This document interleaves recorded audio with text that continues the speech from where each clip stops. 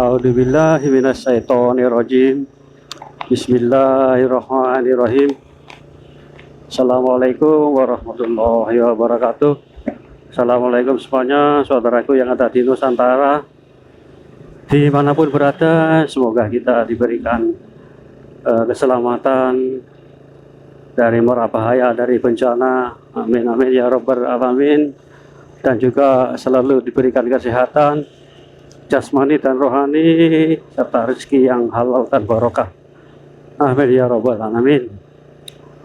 Baiklah lur, kita lanjut yang kemarin, bagian kedua tentang apa? Imam Mahdi yang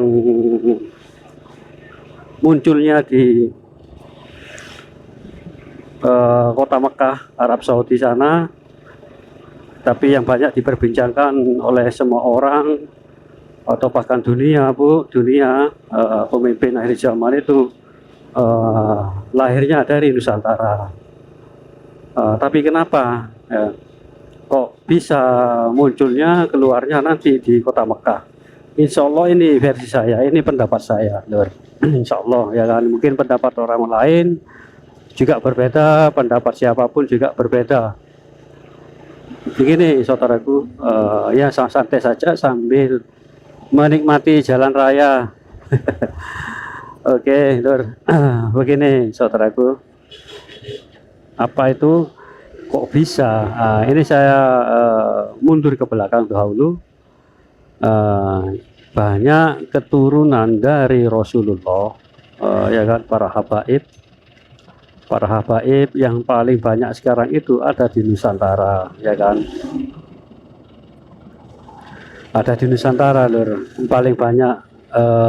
Walaupun di Arab Saudi sana, ya kan, masih banyak, lebih banyak di sini di Indonesia atau di Nusantara ini para habaib keturunan dari Rasulullah Shallallahu Alaihi Wasallam.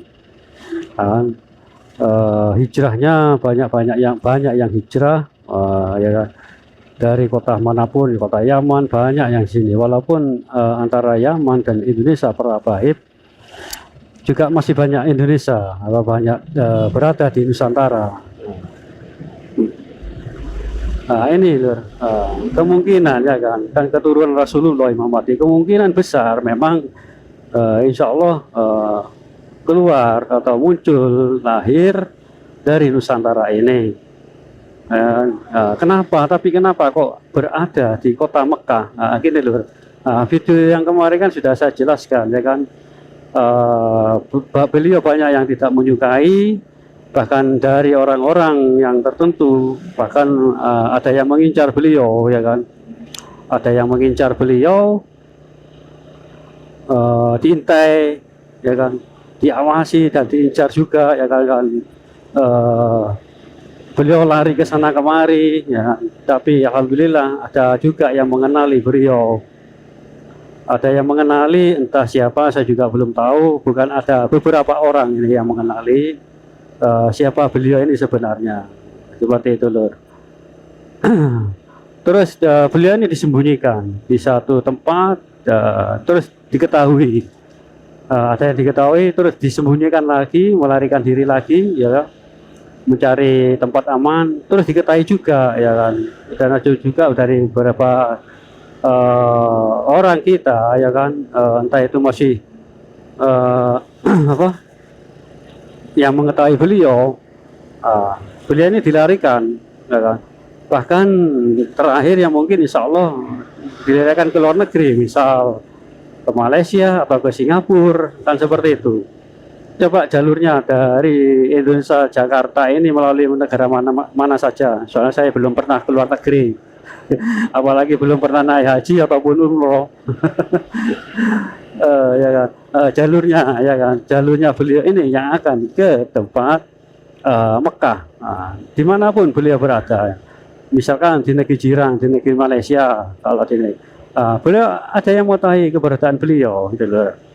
Terus pindah lagi, disembunyikan lagi hingga dibawa seseorang entah siapa, ya, hingga melarikan diri. Ya ini jalurnya saya nggak tahu negara mana saja yang dilewati untuk menuju negara Arab Saudi. Nah itu loh. Insya Allah seperti itu alur ceritanya, bukan alur ceritanya sih. Sepengetahuan saya, beliau lahir ya kan muncul di negeri kita di Nusantara. Tapi kenapa kok ada di kota Mekah ya kan? Waktu beliau sedang tawaf ya kan. Melarikan ini yang dulu. Waktu di kota Mekah itu beliau juga melarikan diri hingga dikejar-kejar orang. Entah berapa negara itu ya kan yang mengejarnya. Nah, masuk akal kan nyambung Pak ya kan? Nyambung bukan cerita saya ya kan nyambung. Dikejar beberapa orang atau dari beberapa negara yang mengirimkan pasukan atau orang-orang ahli lah, pasukan ahlinya lah untuk mengejar beliau dan beliau berlari hingga menuju kota Mekah. Dan ada beberapa orang para wali di sana mengetahui kalau ada seorang pelarian buronan lah yang mengejar ini. Terus orang yang dikejar seperti ini. Nah, itu sudah jadi petunjuk gitu loh. Entah yang membayar itu 10 orang atau 7 orang yang membayar beliau. Kan beliau kan belum bersedia waktu itu ya kan, waktu dipaksa itu nggak mau beliau, karena beliau juga masih belum menyadari, tapi tahu beliau ini akan jadi pemimpin, tapi masih beliau entah rasa kenapa gitu loh, tapi beliau belum berani gitu loh, hingga dipaksa oleh para alim ulama, para wali di sana untuk dibaiat karena beliau lah Imam Mahdi. Tapi beliau ini menolak, beliau ini menolak dan hingga minta waktu 1 hari atau 1 malam semalam.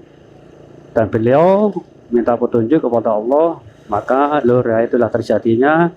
Maka Allah diberikan petunjuk bahwa beliau yang disebut pemimpin akhir zaman atau Imam Mahdi. Nah, itu insya Allah seperti itu. Ya. Kakek kan nyambung ya kan dari Indonesia, dari Nusantara melarikan diri kemanapun ya kan hingga ke pelosok negeri-negeri manapun di Surabaya di seluruh Nusantara hingga dikejar-kejar lari ke beberapa negara hingga sampai ke kota Mekah. Nah hingga maka disitulah beliau dibaiat. Nah, waktu pembaiatan kan minta waktu beliau ya kan semalam dan beliau menghadap kepada Allah. Dan benar, insya Allah benar seperti itu oleh Allah, benar kaulah Imam Mahdi. Maka 1 malam itu oleh Allah diberikan semua bekal-bekalnya bekal ilmu pengetahuan, dan bekal seorang pemimpin, siasat atau apapun semuanya diberikan oleh Allah hanya 1 malam. Walaupun kemarin-kemarin memang beliau ini diberikan oleh Allah, tapi ini finishnya finishnya semua isi finishnya ini ya ini ya semalam itu loh. Maka diistilahlah beliau Imam Mahdi oleh Allah dalam 1 malam itu. Yang diistilahi kan bukan hanya 1 malam itu toh, malam-malam kemarin kan juga beliau diistilah. Tapi sekarang 1 malam ini beliau ini memang semuanya keseluruhan ditutup oleh Allah semua seperti itu, diselesaikanlah prosesnya seperti itu.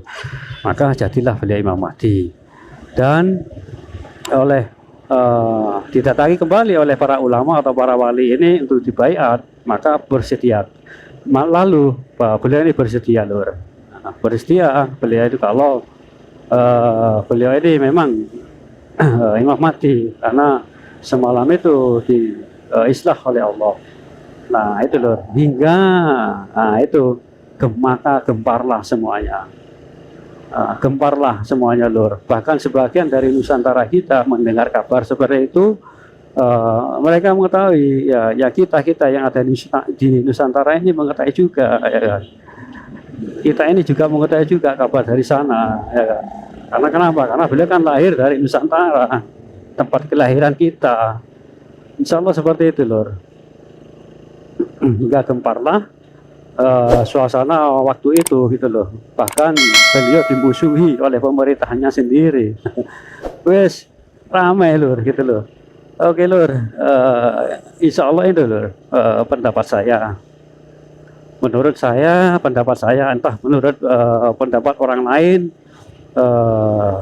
Kenapa kok saya mengetahui ini, saya juga nggak tahu, saya juga tahu dari mana, saya juga nggak tahu. Tapi gimana lagi ya, memang inilah tugas saya untuk menyampaikan sedikit pengetahuan saya gitu loh Lur. Mungkin ada yang kontroversi tentang pengetahuan saya ya kan. Ini nggak seberapa Lur. Nggak seberapa, bahkan ini nanti saya terangkan lebih banyak itu kontroversi sekali nanti. Hanya sedikit inilah yang saya sampaikan. Maka dari itu tolong videonya ditonton sampai habis agar tidak gagal paham ya Lur ya. Oke Lur, insya Allah itulah menurut saya kenapa beliau ada di kota Mekah, padahal beliau ini ada di Nusantara, lahir dari Nusantara. Nah, kenapa kok ada di kota Mekah? Ya itulah sedikit banyak, insya Allah itulah pengetahuan saya. Kenapa kok tiba-tiba beliau ada di kota Mekah? Nah, di Lur. Nah, semoga kita dilindungi oleh Allah Subhanahu Wa Taala dan juga kita semoga menjadi bagian dari pasukan Imam Mahdi ini. Amin amin ya rabbal alamin. Ya kita berdoa saja Lur ya kan. Berdoa juga menunggu ya kan. Ya menunggu kita Lur. Nah, bahwa saya video kemarin juga saya menyampaikan bahwa beliau ini ada ya. Beliau ini memang muncul gitu loh Lur, memang ada gitu loh. Sekarang ini entah berada di mana saya juga belum tahu, belum mengetahui pasti keberadaan beliau. Tapi ada sekarang itu memang ada di tengah-tengah kita walaupun kita tidak mengetahuinya sama sekali. Kalau orang mengetahui, Allahu a'lam juga gitu loh. Baiklah Lur, cukup sampai di sini dulu. Insya Allah nanti kita sambung lagi. Maaf jika ada kata-kata yang tidak berkenan, juga ada pandangan tentang kemunculan beliau. Itu hal yang wajar. Anggaplah ini suatu tambahan ilmu pengetahuan ya kan, mungkin dari saudara-saudara kita ataupun dari para alim ulama, ustadz kan banyak ya kan pengetahuan mereka ya kan yang banyak sekali tentang Imam Mahdi ini, karena yang beliau bahas adalah Imam Mahdi, bukan Sadro Piningit ya, padahal itu nama yang sama. Baiklah saudaraku, terima kasih. Wassalamualaikum warahmatullahi wabarakatuh.